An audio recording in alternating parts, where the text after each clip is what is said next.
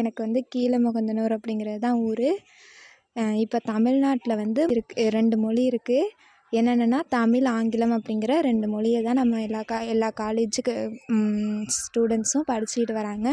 அதில் ஹிந்தி அப்படிங்கிற 3வது மொழியும் தேவைப்படுது.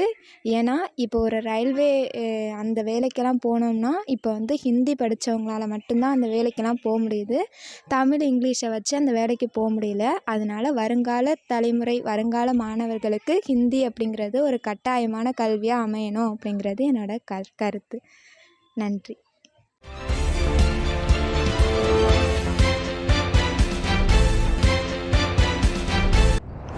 பேர் மணிபிரசாத், கீழமுகந்தனூர். நான் கவர்மெண்ட் எய்டட் ஸ்கூலில் படிக்கிறேன். இப்போ நமக்கு 2 மொழி இருக்குது. தமிழ் ஒன்று இருக்குது, இங்கிலீஷ் ஒன்று இருக்குது. இப்போ 3வது மொழியாக ஹிந்தி இருந்தால் நல்லாயிருக்கும், கட்டாயமாக வேணும்.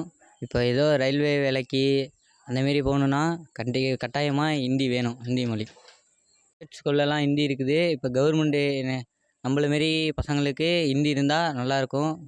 காசு கட்டி படிக்கிறவங்களுக்கெல்லாம் இருக்குது. நமக்கு கண்டிப்பாக ஹிந்தி மொழி வேணும்.